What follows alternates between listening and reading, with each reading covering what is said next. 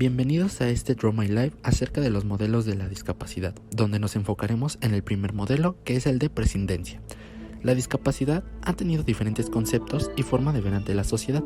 Se ha observado que a lo largo de la historia las personas con discapacidad han experimentado significativas desigualdades en materia de salud con respecto a las personas que no la tienen. Durante la antigüedad y Edad Media, el modelo de prescindencia estaba muy marcado en la sociedad.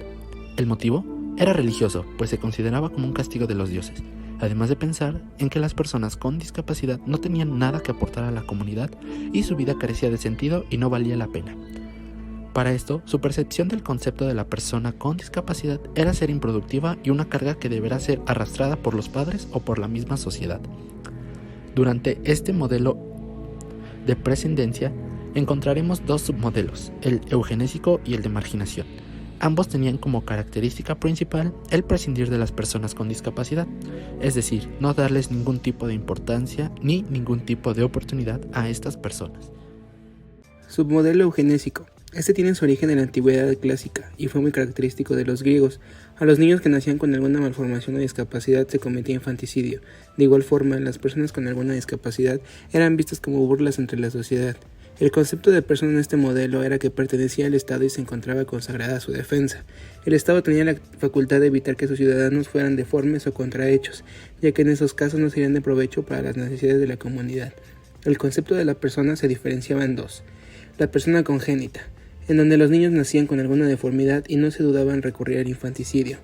Adquirida, caso en que la diversidad funcional fuese adquirida como en la guerra, el destino para dicha persona sería diferente. Los medios de subsistencia en este modelo iban hacia un mismo destino, trabajar en el medio del entretenimiento, pero existían algunas excepciones en donde los ciegos podían ser profetas, poetas o músicos.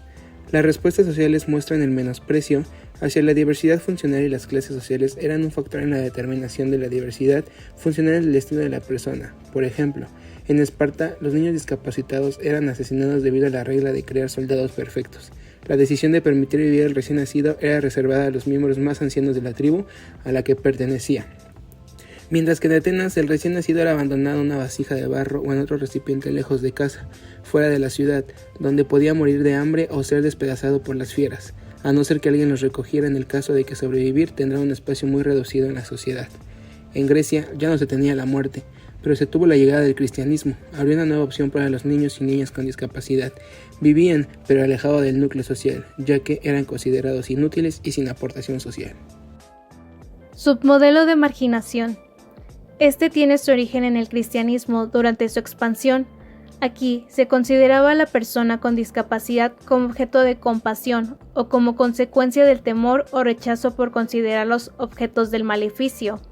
Además, a los niños con discapacidad se les alejaba de sus padres y morían como consecuencia de omisiones, ya sea por falta de interés y recursos. Su percepción de la persona con discapacidad era de ser marginado, y a la mejor manera de describir el trato que se les daba era mediante la exclusión de la sociedad. Durante este periodo, Carlomagno decretó que los niños abandonados con alguna discapacidad serían esclavos de quienes los encontraran. Por otra parte, los miembros del clero contribuyeron a apilar aquellas miserables circunstancias, comprando niños con fin de ponerlos al servicio de la iglesia. Así, surgieron numerosos asilos y orfanatos para niños y niñas con discapacidad. Los medios de subsistencia eran la mendición y el asilo de la iglesia. Existía otra posibilidad en donde las personas con discapacidad fueron igualmente objetos de diversión y del ridículo durante el periodo medieval. Muchas de ellas ejercían el oficio de bufones. Cualquier anomalía servía como un motivo de diversión. Otro punto importante es sobre Claudio Imig, quien reconoció la vulnerabilidad del ser humano con respecto a la discapacidad, hace imprescindible la decisión ética. Por último, se debe hacer mención que el Nuevo Testamento, la Biblia encierra el término de denuncia de prejuicios de la época, y por segundo, el modelo de relación a partir del amor y felicidad, en cuanto a la dignidad de la persona.